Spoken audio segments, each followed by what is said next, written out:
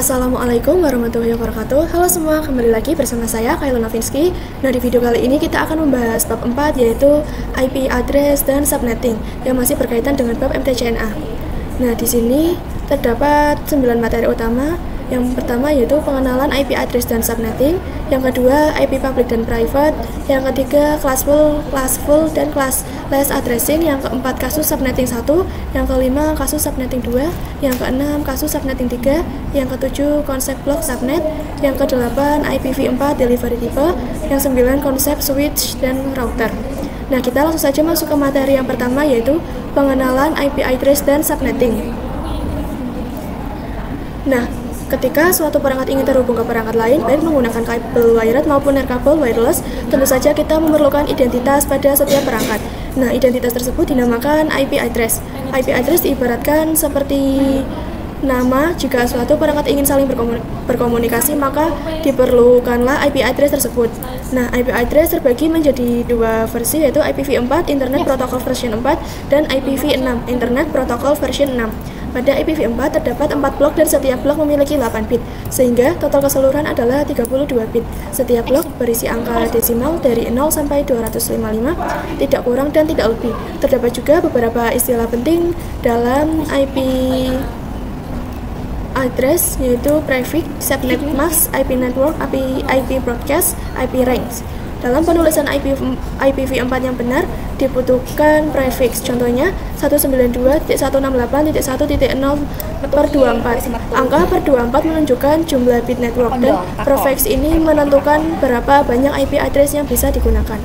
Pada per 24 jumlah IP yang tersedia adalah 256 alamat. Untuk mengetahui prefix yang sesuai dan efektif, kita perlu memahami ilmu subnetting, yaitu metode untuk menentukan prefix atau subnet mask yang paling tepat digunakan. Sebagai contoh, misalkan ada 6 komputer dalam satu jaringan kelas. Jika kita menggunakan prefix per 24, maka jumlah IP yang bisa digunakan adalah 256 alamat. Padahal hanya 6 yang dibutuhkan, artinya ada 250 IP tersisa yang tidak terpakai. Jadi, prefix yang paling efektif untuk jaringan dengan 6 komputer adalah per 29, karena prefix per 29 menyediakan 8 alamat IP yang sudah cukup untuk kebutuhan tersebut.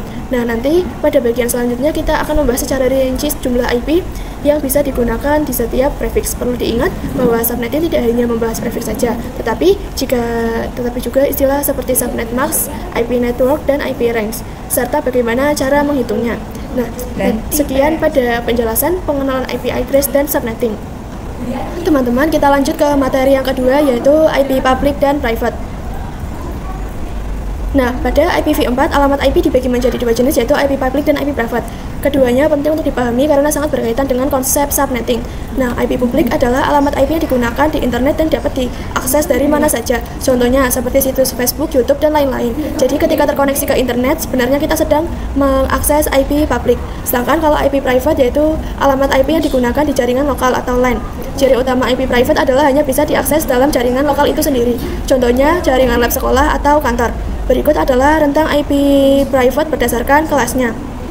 Untuk yang kelas A yaitu 10.0.0.0 sampai dengan 10.255.255.255. Lalu yang kelas B ada 172.16.0.0 sampai dengan 172.31.255.255. Lalu yang kelas C yaitu 192.168.0.0 sampai 192.168.255.255. Nah, jika sebuah IP berada di luar rentang tersebut, maka IP itu bukan lagi IP private melainkan IP public. Untuk menghubungkan perangkat lokal ke internet digunakan konsep NAT atau Networking Address Translation. NAT memungkinkan perangkat dalam jaringan lokal berbagi satu IP public tunggal untuk berkomunikasi dengan internet. Nah, sekian pada pembahasan IP address private dan public ya teman-teman. Selanjutnya kita masuk ke materi ketiga yaitu classful dan classless addressing. Classful addressing adalah pengelamatan IP berdasarkan kelas-kelas tertentu, yaitu kelas A, B, C, D, dan E. Sedangkan classless addressing adalah pengelamatan tanpa menggunakan sistem kelas, melainkan menggunakan prefix atau CIDR, yaitu classless interdomain routing. Misalnya CIDR-nya yaitu per 8, per 16, per 24, sampai per 29, dan seterusnya. Nah, pada sistem classful addressing, alamat IP dibagi ke dalam beberapa kelas sesuai dengan rank atau kisaran pada oktet pertamanya, yaitu sebagai berikut. Untuk kelas A 0 sampai 127. Lalu kelas B 128 sampai 191, kelas C 192 sampai 223, kelas D 224 sampai 239, kelas E 240 sampai 255. Nah, untuk yang kelas A 0 sampai 127 memiliki prefix default per 8, jumlah hostnya 16.777.214 host. Nah, untuk keterangannya ini untuk jaringan berskala besar. Nah, lalu untuk yang kelas B 128 sampai 191 memiliki prefix default yaitu per 16, jumlah hostnya 65.534 host. Keterangan untuk jaringan menengah. Lalu untuk kelas C 192 sampai 223, prefix defaultnya yaitu 24, jumlah hostnya 254 host. Nah, ini untuk jaringan kecil. Lalu untuk yang kelas D ada 224 sampai 239, prefix defaultnya tidak ada dan jumlah hostnya juga tidak ada. Nah, ini untuk multicast. Lalu yang kelas E 240 sampai 255 sama dengan yang D, prefix default dan jumlah hostnya tidak ada. Nah, ini untuk eksperimen atau tidak digunakan untuk umum. Nah, jadi pada kelas full addressing IP ditentukan berdasarkan kelasnya. Nah, contoh IP 90.188.23.10 termasuk ke kelas A karena angka pertama yaitu 90 berada dalam kisaran 0 sampai 127. Nah, prefix default dari kelas A adalah per 8, artinya 8 bit pertama digunakan untuk network ID dan sisanya 24 bit digunakan untuk host ID. Nah, sedangkan pada kelas-kelas addressing penentuan jaringan tidak lagi berdasarkan kelas IP, melainkan menggunakan prefix atau CDR yang bisa disesuaikan dengan kebutuhan. Misalnya, sebuah jaringan bisa menggunakan 192.168.1.0/25 atau 10.0.0.0/20, tergantung kebutuhan jumlah hostnya. Sistem ini lebih fleksibel karena kita bisa menentukan berapa banyak IP yang ingin digunakan tanpa harus terikat dengan kelas A, B, atau C. Dengan cara ini, pengalokasian IP address menjadi lebih efisien dan tidak banyak IP yang terbuang. Nah, sekarang kita lihat contoh perhitungan dan penerapannya. Misalnya, kita membutuhkan jaringan untuk 200 host. Kalau kita menggunakan sistem kelas full, kelas C hanya menyediakan 254 host per 24, masih cukup tapi hampir habis. Lalu kelas B menyediakan 65.534 host per 16, terlalu besar dan tidak efisien. Dengan sistem classless, kita bisa langsung menentukan prefix yang paling sesuai. Kita gunakan rumus 2/n. Nah, ini sama dengan jumlah host plus 2. Kita tambahkan 2 karena ada satu IP untuk network dan satu IP untuk broadcast. Nah, karena 2 kali 8 sama dengan 256, maka prefix yang cocok adalah 24 karena 256 host cukup untuk 200 perangkat. Nah, jadi kesimpulannya, kelas full addressing yaitu pengelompokan IP berdasarkan kelas tetap seperti A, B, C, D, E. Contoh 192.168.1.0 dengan prefix default per 24. Nah, lalu classless addressing CIDR pengelompokan IP berdasarkan prefix fleksibel menyesuaikan kebutuhan jumlah host, misalnya per 29, per 26, atau per 20 dan lain-lain. Sistem classless inilah yang sekarang paling banyak digunakan di jaringan modern karena jauh lebih efisien dan mudah dikonfigurasi. Nah, sekian pada penjelasan tentang class full dan classless addressing. Kita masuk ke materi yang keempat yaitu kasus subnetting 1. Nah, pada kasus subnetting untuk melakukan proses subnetting, teman-teman akan melakukan beberapa proses seperti prefix yang sesuai, lalu subnet mask, lalu IP network dan IP broadcast, dan juga rank IP yang bisa digunakan. Nah, prefix dan subnet mask menentukan jumlah IP yang digunakan, lalu IP network dan IP broadcast. Itu untuk IP network tanda alamat pada suatu jaringan LAN. Nah, lalu pada IP broadcast alamat IP yang digunakan untuk melakukan pengiriman informasi ke semua host yang ada pada jaringan LAN tersebut. Lalu dan rank IP yang bisa digunakannya.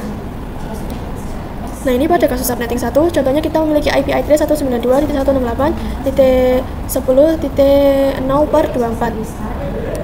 Nah, kita ingin membagi jaringan tersebut menjadi 2 subnet. Langkah pertama, kita perhatikan dulu prefixnya yaitu per 24. Yang berarti memiliki 256 IP. Kita ingin membagi 2 jaringan, maka caranya adalah tambahkan 1 bit pada prefix. Jadi prefixnya per 25. Setiap penambahan 1 bit akan membagi 2 jaringan. Dengan begitu, dari per 24 kita dapatkan 2 subnet per 25. Masing-masing subnet per 25 memiliki 128 IP address. Subnet pertama yaitu network 192.168.10.0, lalu broadcastnya 192.168.10.127, ranknya 192.168 192.10.1, lalu sampai 192.168.10.126. Lalu subnet kedua, network 192.168.10.128.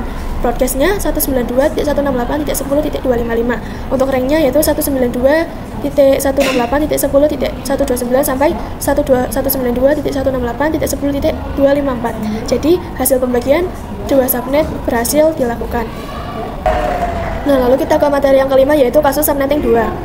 Sekarang kita coba contoh yang lain. IP address-nya yaitu 10.10.0.0/16 dan kita ingin membaginya menjadi 4 subnet. Langkah pertama, kita ingin membagi menjadi 4, maka kita butuh 2 bit tambahan.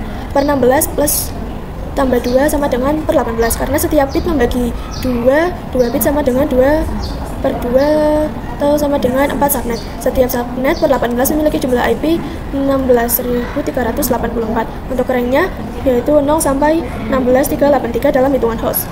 Subnet pertama yaitu 10.0.0.0/18. Subnet kedua 10.0.64/0/18. Subnet ketiga 10.10.128.0/18. Subnet keempat 10.10.192.0/18. Itulah hasil pembagian 4 subnet dari IP 10.10.0.0/16.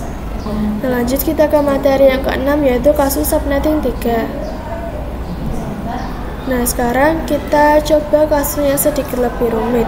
Kita punya IP 192.168.1.0/24 dan kita ingin membuat subnet untuk 30 host. Langkah pertama, kita harus tahu berapa prefix yang sesuai untuk 30 host. Kita pakai rumus 2n min 2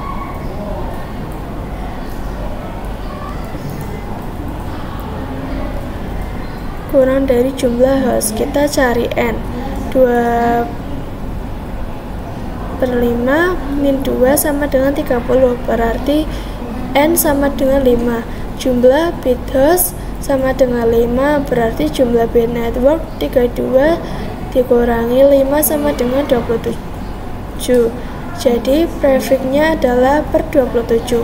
Jumlah IP total dalam per 27 adalah 32, karena 2/5 sama dengan 32.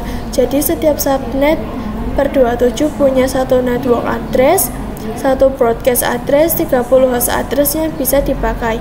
Subnet pertama networknya yaitu 192.168.1.0, broadcastnya 192.168.1.31, ranknya 192.168.1.1 sampai 192.168.1.30. Untuk subnet kedua, network 192.168.1.32, broadcastnya 192.168.1.63, ranknya 192.168.1.33 sampai 192.168.1.62 dan seterusnya hingga subnet terakhir 192.168.1.224/27. Kita masuk ke materi yang ketujuh, yaitu konsep blok subnet. Blok subnet adalah jarak antar network address pada suatu prefix.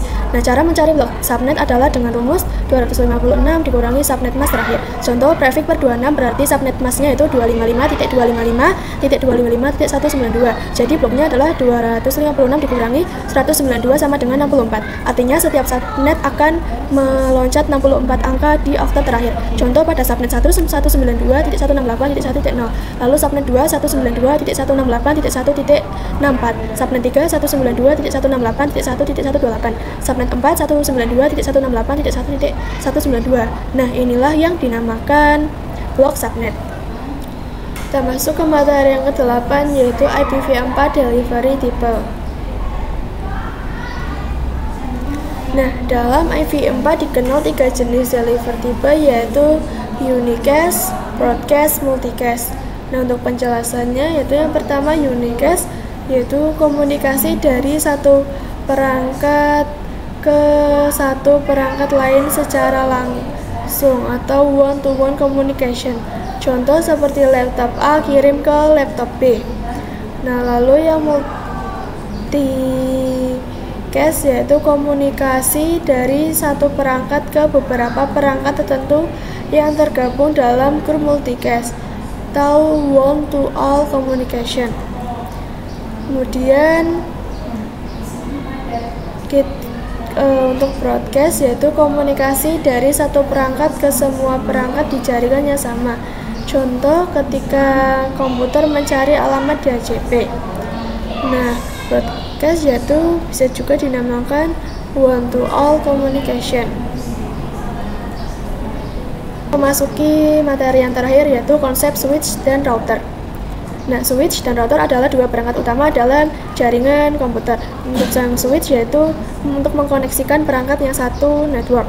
Lalu untuk yang router itu mengkoneksikan perangkat yang berbeda network.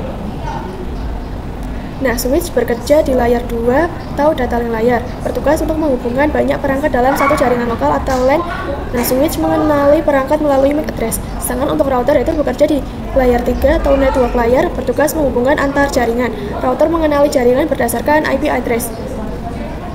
Nah, contoh sederhananya, jika komputer A dan B dalam satu jaringan lokal, komunikasi mereka hanya lewat switch. Tapi, jika komputer A ingin mengakses internet, maka data harus melewati router yang menghubungkan ke jaringan luar. Nah, demikianlah pembahasan kita pada bab 4 ini. Semoga teman-teman bisa memahami materi tentang IP address dan subnetting dengan baik. Mohon maaf apabila ada kesalahan kata. Wassalamualaikum warahmatullahi wabarakatuh.